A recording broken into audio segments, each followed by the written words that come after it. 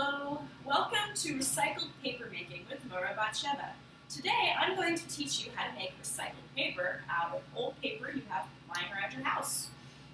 So what I've done is I've gone through the recycling bin and I've taken old office paper that's already been used, printed, written, colored on both sides, and I've ripped it into about 1-inch pieces. I also have taken scrap color paper. Some of this has been paper that we've printed on, and some of this is just scraps of paper we had lying around. I've also ripped it into 1-inch pieces. Something to keep in mind, you can mix any colors you want in paper making, but sometimes it helps to keep the cool colors, blue, greens, and purples together, and the warm colors, yellow, reds, and oranges together. Mixing warm and cool colors sometimes gets a muddy product. Keep that in mind, but please experiment. The next thing we're going to do is put our paper scraps in the blender. Now this is an actual food blender. However, once you use a blender for paper making, you probably shouldn't use it for food. So what I'm going to do is take my small scraps of paper and put them in the blender. You want about maybe 2/3 of the blender to be white paper. Some of these are a little too big. And you want the final third of the paper to be colored paper. Don't pack the blender too full because we're also going to add water to this.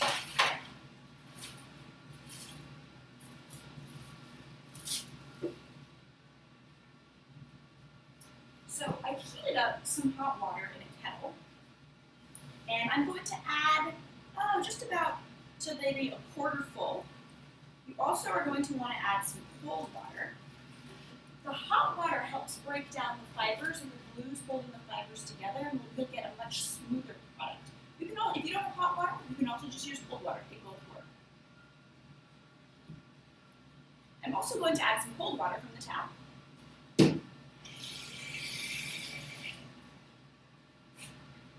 And now I'm going to put it in the blender. So make sure you put your lid on. And we're going to put it in the blender.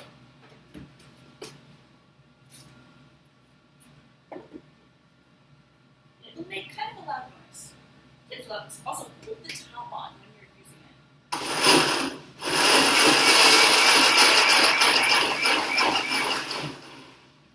Looks like this could use a little more white paper.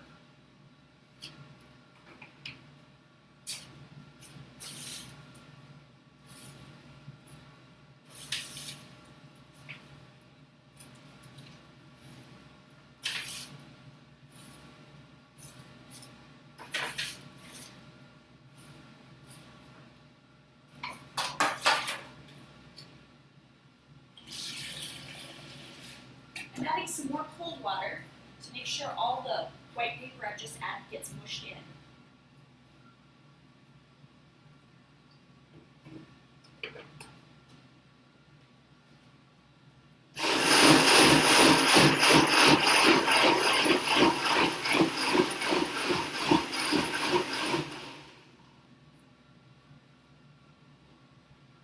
Now the smushed up paper, which we now call pulp, has reached a smooth and even consistency.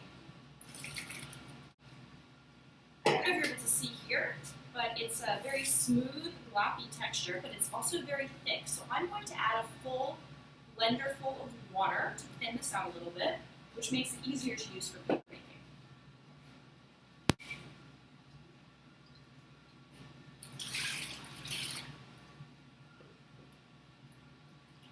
So this is what we call the pulp. We're going to be putting the pulp on a special screen and squeezing out the water in order to make the paper. Next step. This special screen is what we use to squeeze out the water. It's called a deckle. And the thing about the deckle is the deckle has 2 sides. The deckle has one flat side and then one side that's kind of indented. You want to use the flat side to make your paper, because if you put it on the indented side, it's going to be very hard to remove your paper from the deckle. So in order to make your piece of paper, take your deckle, make sure it's on the flat side, and you're going to use a little cup and dip it into the pulp, and you're going to pour the pulp onto your deckle. Cleanliness hint, hold your deckle over a pan while you're using it so water doesn't get all over the table. You can notice how the water is draining out through the deckle. I'm going to gently cover the screen of the deckle with the pulp.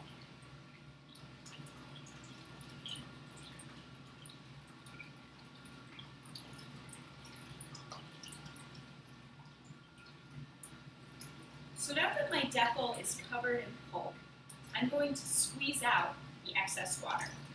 I can use my hands, which I like to do, but if it's particularly sticky, you can also use a sponge. This is just a regular kitchen sponge, and that helps some of the moisture. Sometimes the paper pulls away from the deckle and sticks to either your hand or the sponge. If this happens, don't worry, just add more pulp.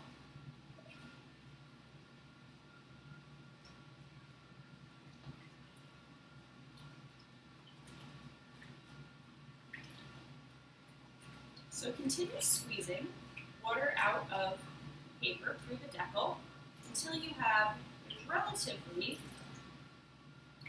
dry paper, that although most of the water that can be squeezed out has been. Again, if it sticks to your hand when you do that, just stick it back on. Rearrange it, maybe add a little more pulp, it's probably too thin.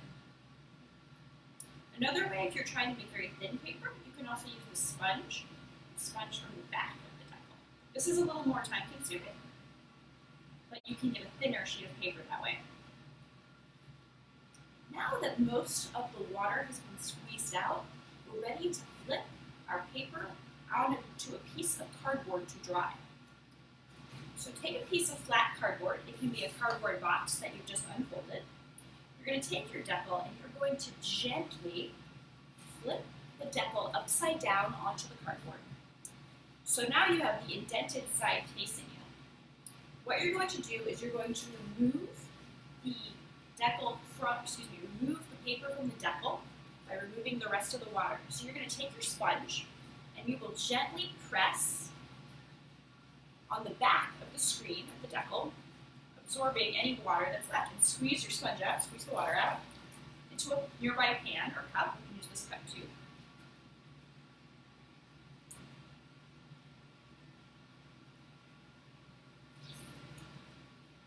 And you want to do this until the paper is as dry as you can get it.